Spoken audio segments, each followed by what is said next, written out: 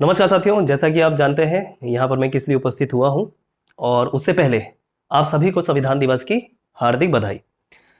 आज है 26 नवंबर और 26 नवंबर को संविधान दिवस के रूप में मनाया जाता है। मतलब आज ही के दिन 26 नवंबर 1949 को भारत का संविधान 2 साल 11 महीने 18 दिन में बनकर तैयार हुआ था।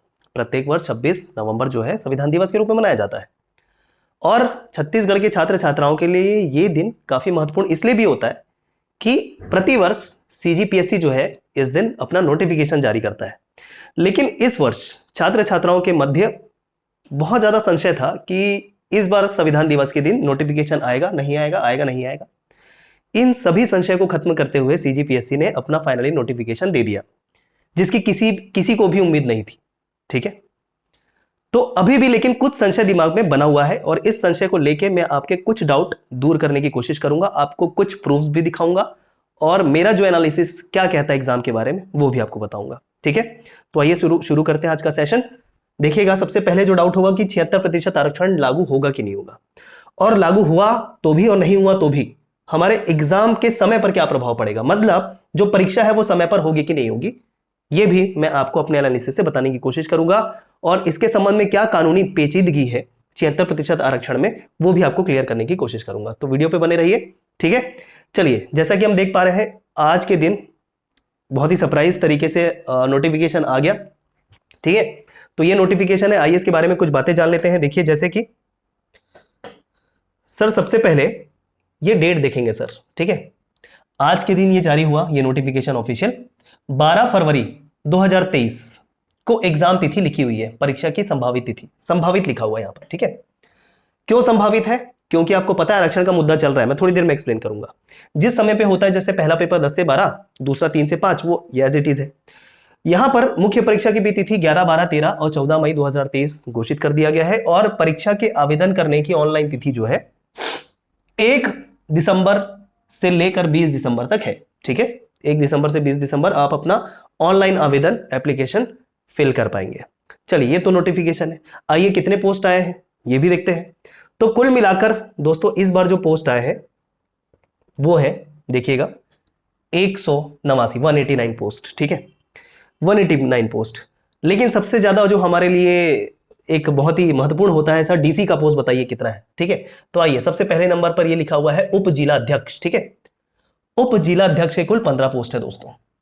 डिप्टी कलेक्टर जिसको बोलते हैं उसके 15 पोस्ट है। ठीक है, ये तो बात ठीक है सर, कितना पोस्ट आएगा, ये नोटिफिकेशन आ गया, यहां तक ठीक है। लेकिन अभी भी एक संशय जो बना हुआ है, क्या ये जो डेट घोषित किया गया सीजीपीएससी ने 12 फरवरी, इस दिन एग्जाम होगा?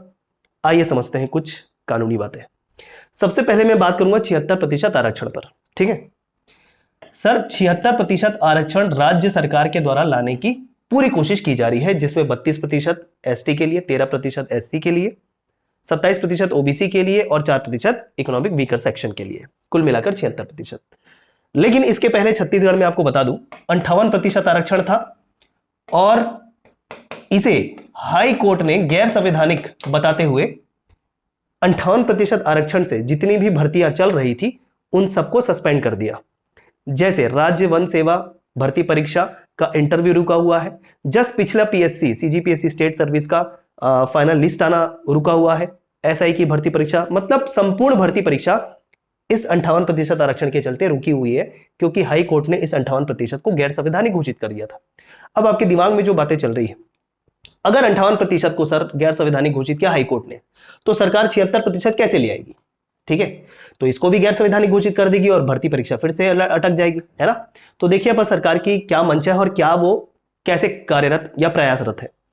यहां पर सरकार ने बोला कि एक संकल्प के माध्यम से विशेष सत्र बुलाकर यहां पर इसको कानूनी जो मान्यता है वो दिलाई जाएगी। राज्यपाल महोदया ने भी कह दिया कि भैया इसको मैं तुरंत ही, आज ही के पेपर में आया है कि हस्ताक्षर कर दूंगी और इस तरीके से ये कानून बन जाएगा। लेकिन एक बात तय है कि ये मुद्दा अगर फिर से हाई कोर्ट गया तो गैर संवैधानिक घोषित होना तय है, मतलब फिर से जो भर्तियां हैं वो रुक जाएंगी। तो 76% फिर से हाई कोर्ट में रद्द होने वाला है, मतलब सस्पेंड होने वाला है, खारिज होने वाला है गैर संवैधानिक बोलकर।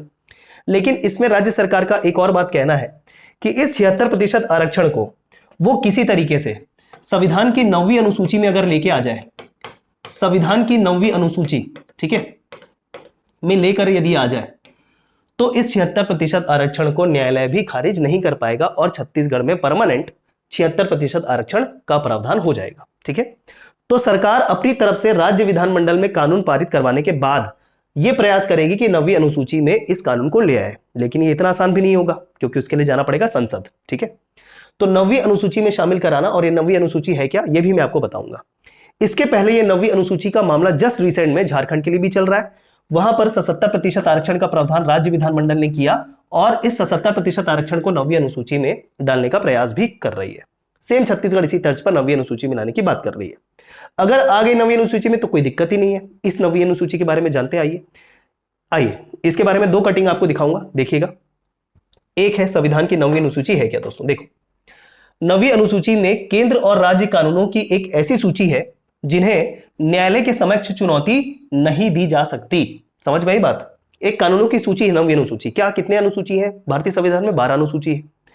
9वीं अनुसूची सबसे पहला संविधान संशोधन जब 1951 में हुआ था, जिसे भूमि सुधार कानून के तहत हम जानते हैं। संविधान में इतना ही पढ़ा है, लेकिन उसके अलावा कुल 283 कानून और है। मतलब कुल मिलाकर कितने कानून हैं 9वीं अनुसूची में? 284, जिसमें एक कानून यह कहता है कि केंद्र और राज्य कानूनों की एक ऐसी सूची भी इसमें बताई गई है जो न्यायालय के समक्ष चुनौती नहीं दी जा सकेगी। मतलब न्यायालय इस पर हस्तक्षेप नहीं कर पाएगा। इसी कारण यह राज्य सरकार इस पर भिड़ी हुई है कि किसी तरीके से 9वीं अनुसूची में इसको ले आए। ठीक है, तो यह बात हो गई क्लियर। यह लिखा हुआ है जिन्हें न्यायिक समीक्षा संरक्षण प्राप्त है। न्यायिक समीक्षा संरक्षण प्राप्त है।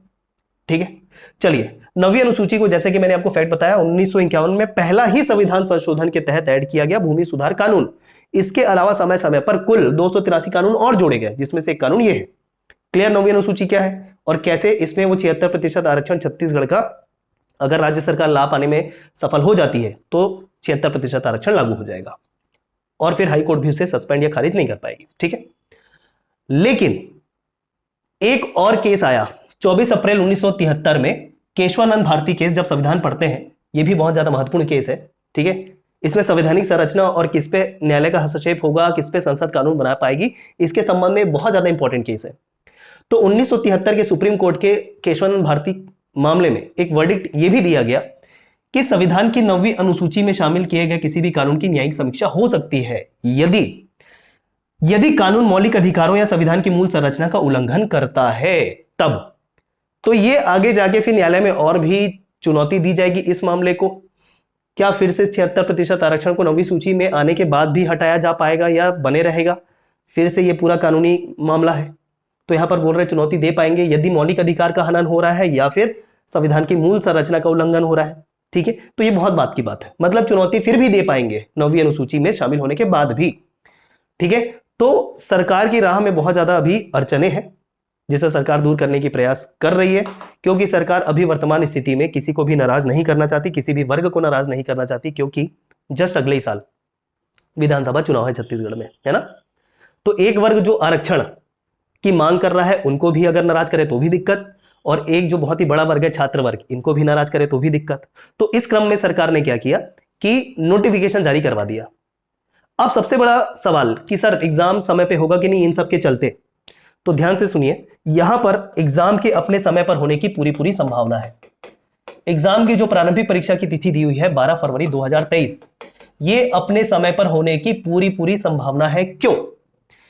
क्योंकि देखो हाई कोर्ट जो है कोई भी भर्ती को रोक देगा, लेकिन जो सरकार की तरफ से या आयोग की तरफ से प्रक्रिया है उसको नहीं रोक पाएगा। मतलब अगर सीजीपीएससी एग्जाम लेना चाहेगा 12 फरवरी को तो एग्जाम वो ले लेगा।